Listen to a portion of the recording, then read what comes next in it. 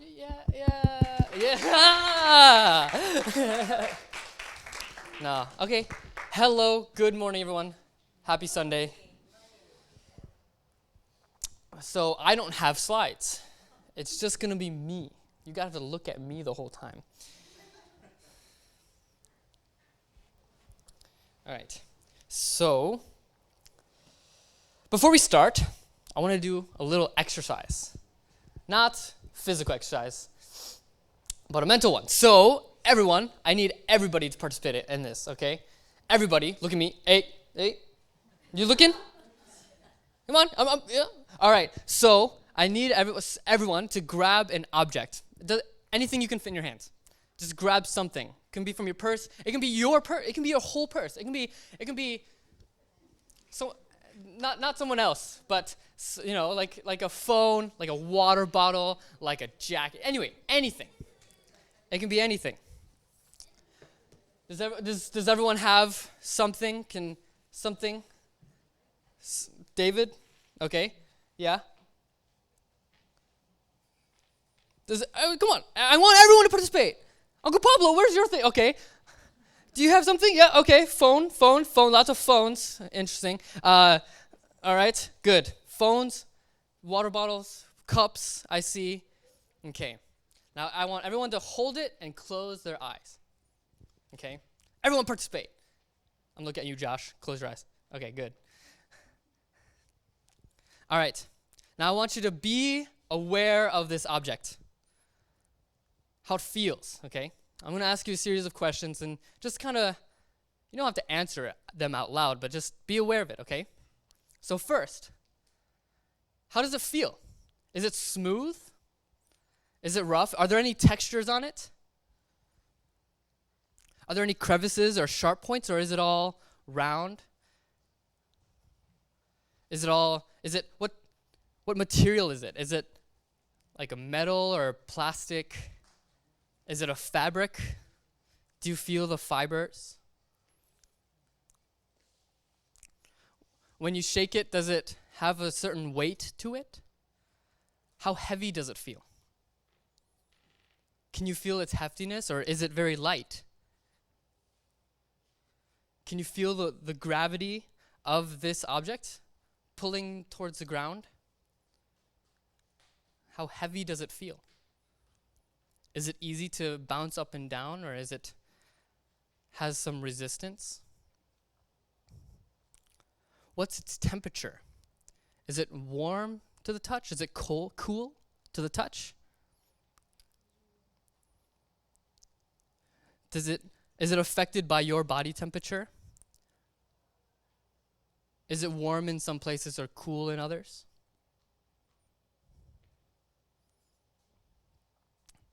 Okay, you can open your eyes. How was that? It's kind of interesting, right? Being super aware of an object. Maybe some of you were falling asleep. It's too relaxing. Nah. So the purpose of that practice was just like hyper-awareness, to put basically all of your being into feeling this object, whatever it was, however light or heavy. You know, when you realize, like, wow, this has weight to it. Like, we don't think about that when we walk around. We just hold it.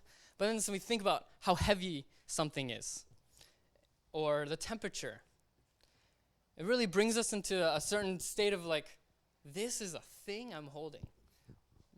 You know, awareness. Awareness is what I'm looking for. And awareness is the concept that I want to talk about, okay? Because the title of today's sermon, did you look at your programs today? It's called "Do Not Be Honest with Satan." Do not be honest with Satan. That's the title of today's sermon.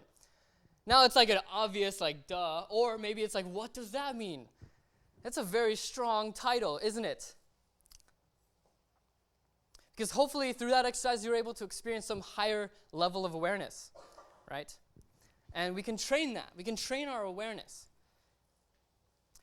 Because oftentimes, we find ourselves being invaded by Satan when we're not aware, right? Midway position, right? If you listen to those lectures. And if not, it's just like kind of spacing out, or not even like just thinking, right? Just doing whatever you like, whatever is, just going with the flow, right? Living kind of haphazardly, right? Just whatever, right? Not really thinking about your goals, your vision, or your purpose. It's really easy for Satan to invade us during those times. And Satan doesn't invade us like with those devil horns, like, I'm going to make you do evil. And then it's just like, oh, shoot, that's confronting. I'm going to do evil right now. Like, no one just thinks like that. It builds up to that point. Okay? So, Satan can easily invade our lives, especially when we're not aware. Okay, so the point and how we can do that is we can snap back into awareness, right? Being aware of ourselves, being aware of our environment. But the thing is that awareness by itself will not change us. I can talk about awareness and we can practice this each day. But unless we do something about our actions and do something about our habits or do something about our attitude, nothing's going to change. Okay, we can be aware, oh man, Satan's invading me. Although, sometimes that is the very case. Like, oh man, I'm really not feeling, and then I go. Okay, so awareness is nothing if we don't do anything about it. The reason why I chose this father's words, okay, I can read it again, is when you are lonely, you must realize that God too must be agonizing, since he has to place you, his loving child, in a position of loneliness. Do you agree with this? God is in the same position as parents who anguish over their child as they helplessly see their child suffering.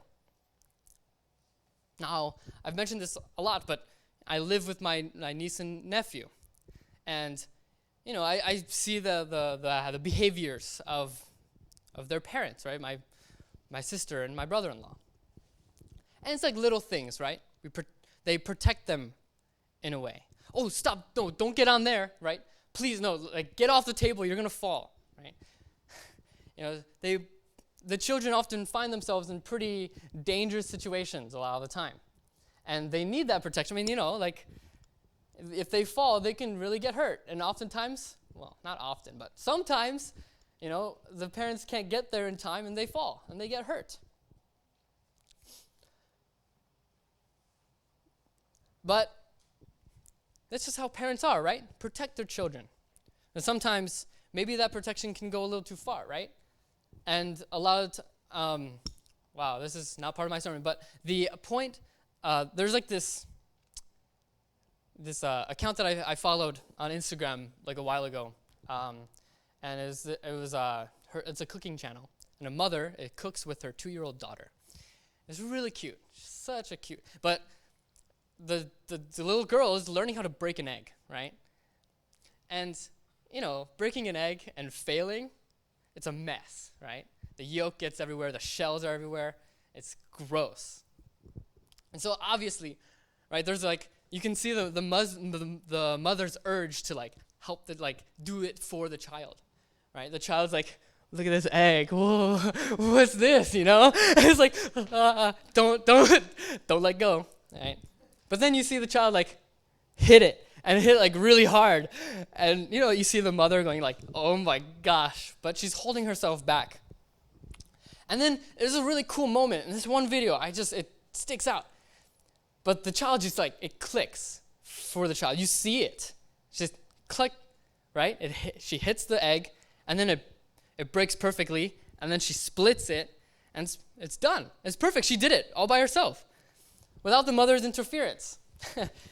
And I said interference because a lot of times, right, the desire to protect kind of interferes a really crucial learning moment. So God knows. And oftentimes when we feel alone, God is like, God really wants to be there, right? Because we have complete free will. I can talk about that in a little bit, but yes. But everyone goes through periods of those like learning experiences, right? And Father here calls it lonely experiences. Maybe they don't feel like lonely in those moments, right? Sometimes it just doesn't feel like anything. But in those periods of time, when we really think about it, it's like, yeah, you can break it down and almost define it as loneliness. Because ultimately, everybody is lonely. Anyone who's separated from God, or separated from each other, separated from, their neighbor, their brother, their sister, at least a little bit of loneliness is there. Maybe we don't recognize it, maybe we don't feel it. Oftentimes we push these emotions down because it's really uncomfortable to feel lonely or to feel these kinds of emotions. It's really uncomfortable. Okay. But yeah, everyone goes through periods of loneliness. Often very, very, very real. Oftentimes, maybe not. Maybe like in the back, we're lonely, but we don't realize it. Okay.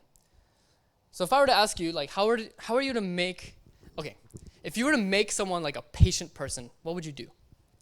What would you do? How would you make someone more patient? For me, maybe it would be like speaking here, and if everybody just like not paying attention. That would test my patience, right? Maybe you'd show them a video, but only ads would play. Come on, man. When you're showing someone a video, and you want them to see like a really funny thing, and ad after ad, and they're unskippable. Oh my gosh, that's the worst. That really tests my patience. Yeah. Well, the point is, right, to make someone like a more patient person, you push their patience just a little bit, not too much, not to the point where just forget it, they lose their temper. But just a little bit, it's like, just wait a little bit longer, and then you become a more patient person, right? You keep practicing that, and you grow your patience, right? And so it's the same thing, is that in those lonely periods in our lives, we can experience something greater and learn something new. Okay? And so, in these periods of time, when we're lonely or when we're struggling, Satan can be over our shoulder, and we don't realize it, right? Planting like garbage in our head, making us believe, I'm not enough. Oh man, I suck. I'm so lazy. Or, this sucks. Everything sucks. Coming to church sucks. Or, driving sucks. Oh man, driving in this weather. Oh, this weather sucks. Oh, I have to fix this. Anyway, you get the point. That's garbage, right? Who wants to be around that kind of person? I remember in school, there was someone who complained about everything. It was so hard to be around them. It tested my patience, yes. Helped me grow. But, we don't want to help people grow in that way, right? By being so annoying. Well, anyway. We can only control ourselves, right? So, yeah. But a lot of times, that garbage, right? I suck, or man, I'm really not good at this. I really don't want to. Even though I know it's good for me. Right? Oftentimes that garbage that's in our head, do you think that's our original, genuine self? Probably not, right? That's not who I want to be, so probably not. That's probably not my genuine self. And the thing is that when that garbage is there, we believe it. It's like, Satan whispering in your shoulders, yeah, you suck. Look at what you did. You're not enough. You think you can be loved after you've done this? Or you've done that? Come on. You've done this over and over again. You can't change. You can't be better. Yeah, I suck. Oh, man. Okay, it's not that dramatic, right? But it's yeah, I suck. And right there, in that moment, you're honest with Satan. You're being honest with him. Yeah. Because the thing is that when Satan spews that garbage, it's not 100% wrong, you think. Because it's well, I mean, he's right. Like, I didn't live up to those expectations before. I couldn't do that before. Why would I try again? We're honest with that. We feel like it's not enough. I'm not enough. And in that moment right there, that's when we have to be the most aware, right? Like, is this the kind of talk that I really need in my life? Like, really?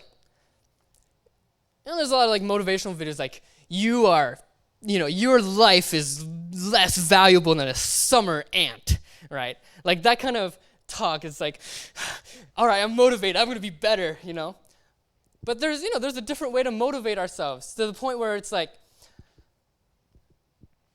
I am so valuable and I am so loved that I can do anything. I can be anyone. Not so that I can be loved or be more valuable, because I know my value. Right? Say, suck it, Satan. Get out here. Go to a 40-day workshop. Get your head right. I don't have time for you. And in those thoughts, we realize the principle of give and take is true, right? Satan can only have give and take with us when we open up that avenue for him, because every avenue of give and take is a give and take, right? Back and forth, two-way relationship. When we open up that avenue, it's like, oh, that, I didn't do so great, which can be measured objectively. And then it becomes very like, then you're not enough. It's like, well, do you want to take it like that? And oftentimes, we get so distracted from life, right? Lots of things are happening in life. Our relationships are difficult, right? It's uncomfortable to confront difficult conversations or difficult situations. Work is busy, right? Studying is really taxing, So it's so easy to be, just losing like awareness. But and then, this is true. So don't judge me when I say this. But God is such a pain in the butt. Okay? Here's why. Because God will not ever invite himself into your life. He won't. Why not? Satan he's like, my chance to shine, Satan says. Spewing garbage in your head. Why doesn't God do that? Why doesn't God spit out rainbows and glitter? Or I don't know, not garbage, right? In our head. And it's because of the principle of free will. Absolute free will. God will not intervene with you at all. You have to make the choice to invite God in your life. Satan will not give you that freedom. God is such a pain because we have to make that serious, conscious decision to choose God when all this garbage is being poured in by Satan. And that's why it's so difficult. That's why restoration has been taking so long. Right? Why don't I feel better about myself? Well, when was the last time you prayed? Well, actually, pretty recently. Pray more. I don't know. But praying is such a beautiful condition. Just last night, actually, I was praying because I was struggling about if this was the right thing to say during, this talk. And then it just clicked for me. And this is what clicked, okay? First is do not ever give up. God will not ever give up on you. Why would you ever give up on yourself? Ever. Ever. When you feel like you're on the ground with mud covering your clothes and your face and your relationships suck and it's difficult, it's not over. So do not ever give up. That's one. Okay? Do you get it? Yeah. Do not ever give up. When your children are disobeying you because they're going through a rebellious phase, trust that is a developmental period of time for them to discover their independence and discover who they are and what's important to them. Oh, they were so good in the past, or, oh man, they used to listen to me so well. It's like, yeah, now they're discovering their independence. So don't give up on them. God's not going to give up on them, And for the children, right? When it seems like it's so difficult for your friends to like you, or like difficult or to look good, or to be a good person, or you're doubting yourself for the things that you feel like you can't do, or the expectations you can't live up to. So when is it over, right? You never failed any expectations. Or maybe you did, but what does that matter? Someone had expectations on you? Bullcrap. Seriously. Because you live up to your potential. You don't fail expectations. So in times of loneliness and challenge, when we're in those valleys, and we're about to learn something new, do not ever give up. There's a Think and Grow Rich. There's a book. It's called Think and Grow Rich. I don't know if you've heard of it or not. And there's a beautiful story in there where there's a dude who is eager during the gold rush, is eager to get some gold in his hands. He buys the equipment, he buys, he hires some professional geographer and trying to find the hot spot for gold. He has all this equipment and he digs and digs and digs and he doesn't find any gold. And he's like, what the heck? This sucks. I give up. And he sells all his equipment to this other dude. This other dude's like, oh, great. I get, discounted equipment. And, he looks at this guy's plans like, whoa, this is actually really good. Why did he stop? And so he continued digging exactly where this guy left off. Literally, 3 feet later in the story, 3 feet later, 3 feet deeper, guess what he finds? A whole bunch of gold. Pays off all his debts and more. Okay? How disappointed that other dude was. Oh, what the heck if I just went a little bit more? I could have at least paid off all the expenses I accrued, right? So, anyway, do not ever give up. Okay? Because the moment you feel like, I don't know if I can do this anymore, guess what Satan is also thinking? Because Satan is pretty self-centered, right? Completely self-centered. So, he's also thinking, oh man, if this guy keeps going, I don't know how much longer I can go. And in that moment, we push forward just a little bit more, just beyond our comfort zone, and Satan has no choice but to let go. This guy, he's better than me. I can't do this. And the rest of that speech from the quote, the Father mentions that the bigger the valley, right? The longer the deep So if you think about the Grand Canyon versus a creek, right? The creek is boom, boom, done, right? In terms of the deepest point. But the Grand Canyon, it goes down, it gets flat for a while before you even see any progress going up. And so in those periods of time, the Grand Canyon is vast. It's huge. And if you're imagining that line as that low line as a period of loneliness, it's very, very long. The scene probably from down there is meh, right? It's mid. And then you go up. Dude, you're so loud. Oh yeah, you're talking about the sermon. Thank you. And then you get up to the top, and then boom, it's so beautiful. And you realize, wow, that journey, I learned something. I grew, and I developed. I grew stronger. Okay?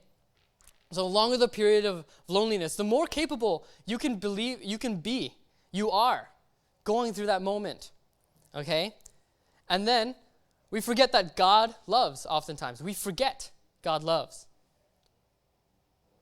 Okay? Now let me emphasize, let me reiterate and what that means, okay? God doesn't have a physical being to tell you, hey Yoshie, I love you.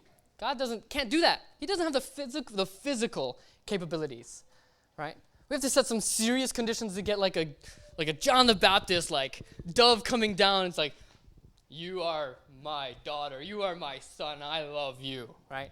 I mean, I don't know if any of you have that condition or have had that experience, but we have to remember that God loves you. Just remember, just simply remembering it. Oh, God loves me. Hi, Leo. Okay. Yeah.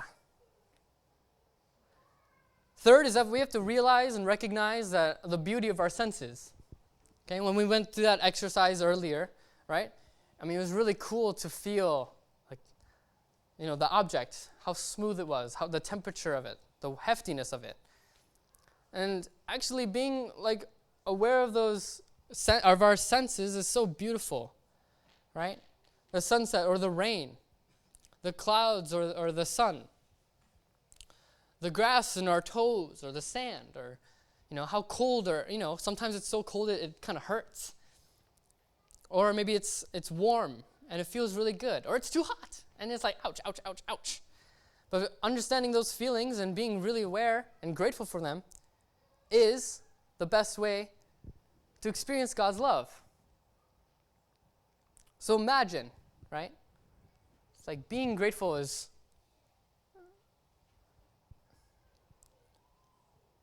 so the other night, every day, my mom and I do a condition and it's just a short prayer condition, but before that, we talk about our day. And the other night, my mom just suddenly kind of brought up, not suddenly for her, but suddenly for me, right? It was in her mind. It's like, Seiji, what do you think arrogance is? What do you think it means? And it took me a minute to think. I was like, oh my gosh. Because oftentimes I accuse myself of being very arrogant, actually. And so this was a very confronting question. And I took a moment and I thought, well, the opposite of arrogance is humility.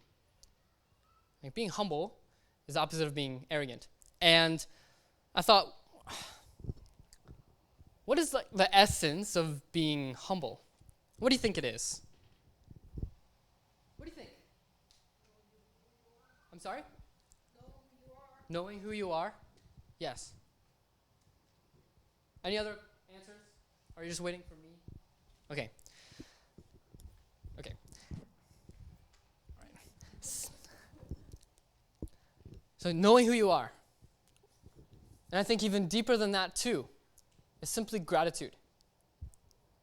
And I realize that arrogance and gratitude are pretty incompatible. You can't be arrogant and be like, man, I'm so grateful for life. I'm so grateful for the people around me. That's just like, you're not arrogant if you think like that.